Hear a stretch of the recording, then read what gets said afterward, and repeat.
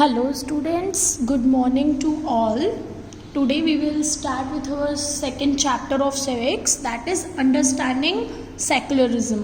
Students, secularism का मतलब क्या होता है?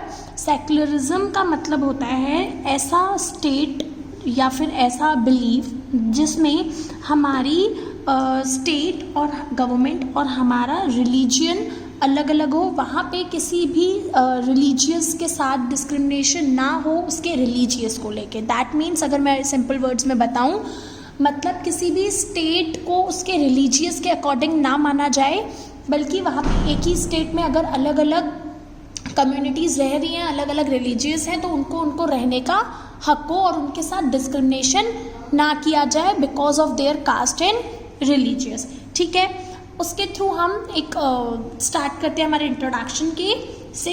इंट्रोडक्शन में लिखा है, imagine yourself as a Hindu और Muslim living in a part of the United State of America where Christian fundamentalism is very powerful. मतलब आप लोग इमेजिन करो कि आप या तो हिंदू रिलीजियस के हो या तो मुस्लिम रिलीजियस के हो, और अगर आप लोग यूएसए जा रहे हो, जहाँ पे यूएसए क्या है, जहाँ पे क्रिश्चियंस का काफ़ी ज़्यादा रोल है, वहाँ पे क्रिश्चियन कम्युनिटी ज़्यादा पावरफुल है. Suppose that despite being a US decision, अगर आप वहाँ पे यूएस के सिटीजन नहीं हो बट वहाँ पे आप रहना चाहते हो, and no one is willing to rent your house to you, और आप बिकॉज ऑफ हिंदू या मुस्लिम हो तो कोई भी आपको हाउस रेंट पे नहीं दे रहा है, तो वहाँ पे आपके साथ क्या हो रहा है, वहाँ पे आपके साथ रिलीजियस डिस्क्रिमिनेशन हो रहा है. ओके, एट दैट टाइम आपको कैसा फील होगा? आपको काफ़ी रिसेंटफुल फील होगा, या फिर आप ये भी डिसाइड, उस सिचुएशन में आप क्या कर सकते हो, वहाँ पे आप ये भी डिसाइड कर सकते हो दैट कि मुझे मेरे साथ डिस्क्रिमिनेशन हो रहा है, मेरे साथ मेरे धर्म के कारण भेदभाव हो रहा है. और जब आप इस चीज़ के अगेंस्ट जाके इसके लिए कंप्लेन करते हो, तो आपको ये बोल दिया जाता है डैट कि अगर ऐसा आपके साथ हो रहा है, आप हिंदू हो या मुस्लिम हो, तो आप लोगों को इंडिया वापस चले जाना चाहिए. Would this not make you feel angry? Your anger could take two forms. ठीक है, इससे क्या होगा कि आपको गुस्सा नहीं आएगा स्टूडेंट्स, आपको गुस्सा भी आएगा, और उस गुस्से के कारण आप दो ही डिसीजंस ले सकते हो. That you might react by saying the Christian should get the same treatment in place where Hindu and Muslim are in majority. This is a form of retaliation. मतलब अब क्या होगा, पहली सिचुएशन आप कैसे रिएक्ट करोगे? हो सकता है आपका रिएक्शन हो कि अब जहाँ पे हिंदू और मुस्लिम ज़्यादा मेजॉरिटी के होंगे, तो वहाँ पे जो क्रिश्चियन आएगा तो उसके साथ सेम वैसा बिहेवियर किया जाएगा जैसा आपके साथ हुआ है. तो ये काइंड ऑफ क्या होगा, ये काइंड ऑफ रिटेलिएशन होगा, मतलब रिवेंज फॉर्म होगा कि जहाँ पे आपने देखा कि अब आपकी मेजॉरिटी ज़्यादा है, तो आप भी वही सामने वाले के साथ कर रहे हो जो आपके साथ हुआ. और you might take the view that there should be justice for all. You may fight stating that no one should be discriminated against on ground of their religious practice and belief. या फिर second, आप positive attitude लाते हो अपने अंदर, या फिर आप ये भी सोच सकते हो कि चलो ठीक है, ये मेरे साथ इनजस्टिस हुआ है, लेकिन कहीं ना कहीं जस्टिस भी है, और मे बी आप उसके अगेंस्ट फाइट करो कि अब ये जो डिस्क्रिमिनेशन हो रहा है, ये डिस्क्रिमिनेशन प्रैक्टिसेस ना हो. ठीक है, this statement rest on the assumption that all form of dominating related to religious end. This is the essence of secularism. In this chapter we will read about more what is meant in Indian context. That means इससे आपको क्या पता चलेगा, इससे आपको ये statement ये assume कर सकते हो आप कि अगर डोमिनेशन और स्टेट में या कंट्री में डोमिनेशन सिस्टम को, डिस्क्रिमिनेशन को बंद कर देना चाहिए. किसके लिए? ताकि वो वहाँ पे किसी भी रिलीजियस के नाम पे फेक और कास्ट के, जेंडर के हिसाब से डिस्क्रिमिनेशन ना कर पाए, और उसी को हम कहते हैं सेक्युलरिज्म. दैट मीन्स जब कोई कंट्री उसके रिलीजियस को ना फॉलो करके कोई भी कंट्री को उसका रिलीजियस स्टेट या रिलीजियस कंट्री नहीं माना जाता, बल्कि उस वहाँ पे जो गवर्नमेंट है वो रिलीजियस से हटकर होती है. मतलब वहाँ की जो गवर्नमेंट है वो किसी पर्टिकुलर रिलीजियस को मानने के लिए नहीं बोलती, बल्कि वहाँ पे फंडामेंटल राइट दैट इज आपको राइट टू फ्रीडम मिलती है, जिसमें आप अपने अकॉर्डिंग किसी भी रिलीजियस के होके उस पर्टिकुलर स्टेट में या कंट्री में रह सकते हो फ्रीली। ओके, तो इस चैप्टर में हम इसके बारे में और भी पढ़ेंगे और हम हमारे रिलीजियस कॉन्स्टिट्यूशन में, रिलीजियस इंडियन कॉन्स्टिट्यूशन में रिलीजियस को लेकर के क्या लिखा गया है उस कॉन्टेस्ट में पढ़ेंगे।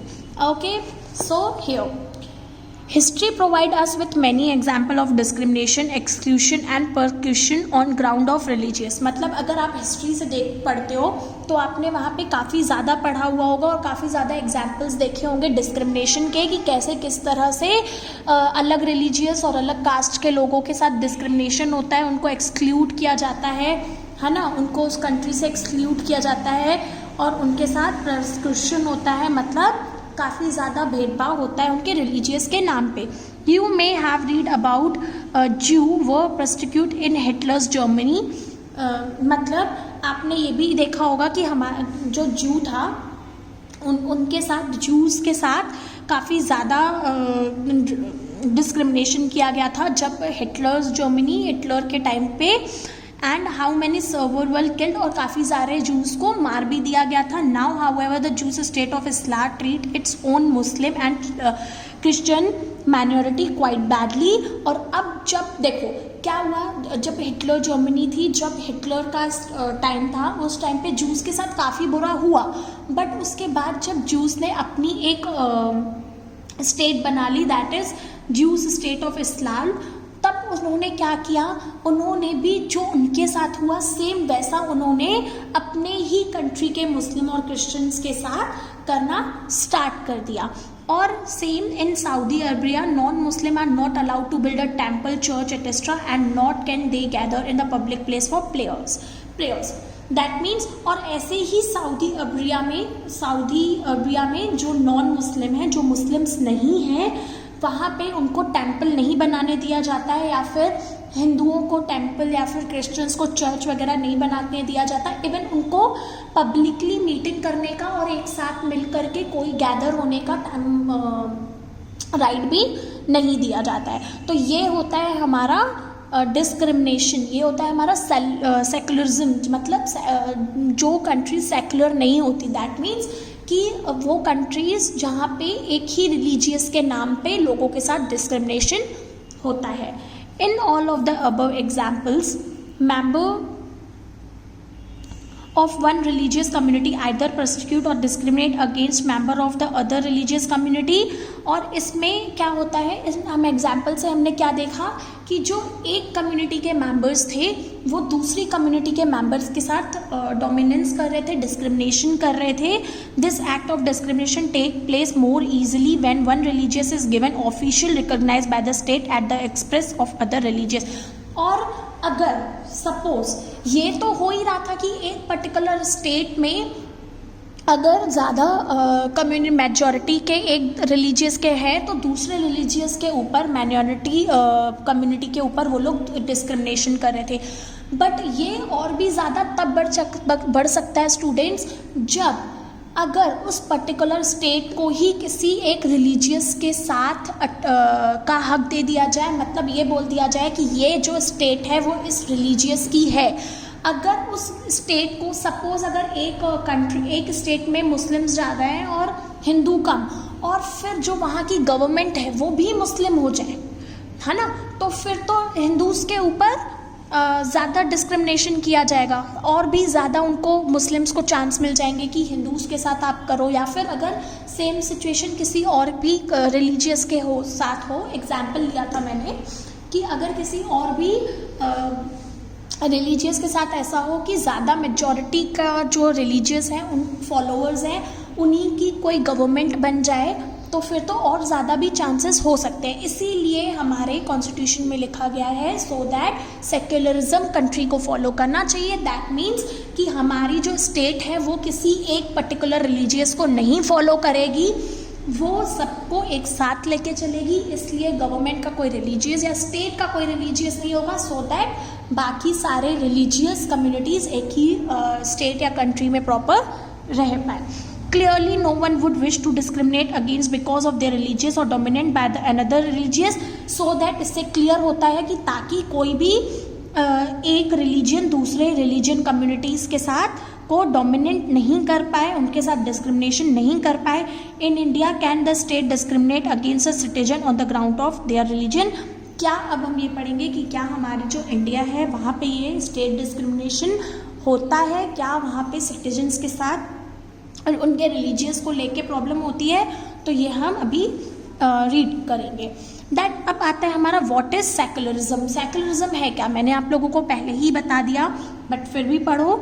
इन the previous chapter you read about how the Indian constitution contain fundamental right that protect acts against the state power as well as against the tyranny of the majority.